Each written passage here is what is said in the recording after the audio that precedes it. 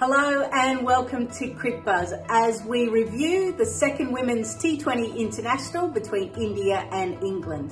With the T20 series on the line for the home side, they needed to get up and about, and unfortunately that wasn't the case. Having been sent in, England dominated with the ball, dismissing India for a modest and paltry score of 80 runs. Despite the fact of losing 6 wickets in the chase, England were always in control as they won the second T20 International quite comfortably, winning the T20 International series as well.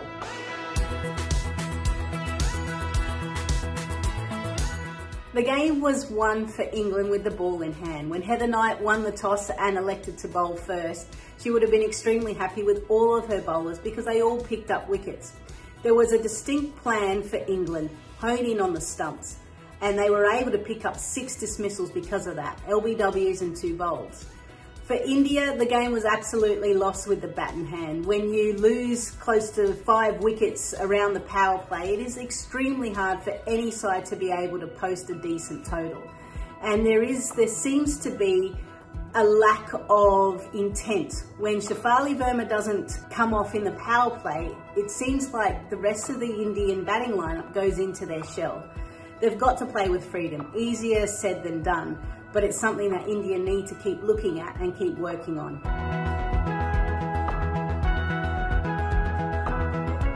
It's kind of hard to pick that type of player simply because all bowlers contributed for England. But there is one player, Charlie Dean, who was actually player of the match. She came into the side, she was able to pick up both openers, both with quite clever bowling. She tends to have a bit of a scrambled seam, which means that every now and again it will hit the leather side and skid on. She was able to get Shafali Verma and Smriti Mandana LBW. So she's a standout player, but I also want to mention Renuka Singh Thakur. And when you look at what she's been able to do in the first 2 T20 internationals, she's picked up 2 wickets apiece. All 4 wickets have been bowled. So it shows you that she's honing in on the stumps, something that the rest of her teammates probably need to focus on.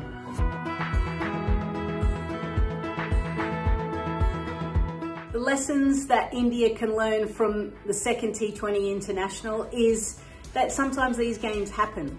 You know, sometimes things don't quite go to your plan and you've just actually got to park it and move on.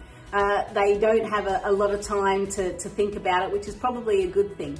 But they need to play with some freedom. I mentioned that, and I know it's easier said than done, but they need to find ways of getting up and down the wicket, rotating the strike.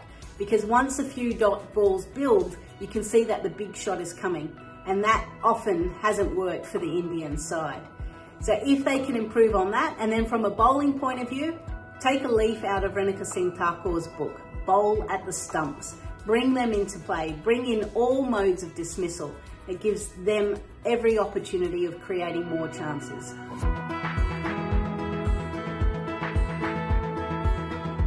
Well, it's a quick turnaround for both teams. They haven't had too much time to think about the last game because they play tonight in the third T20 International. Whilst England have won the series, there is still so much to play for. Pride, like we always mention, but India will want to show what they're worth, and it comes mainly from a batting perspective. Play with that freedom, play with the fear of not getting out. We know in T20 cricket you're going to lose some wickets, but you've just still got to put some pressure on. And this England side is certainly building up nicely with the T20 World Cup coming up next year. Make sure you tune into Cricket Buzz for all of the action and the review of the third T20 International.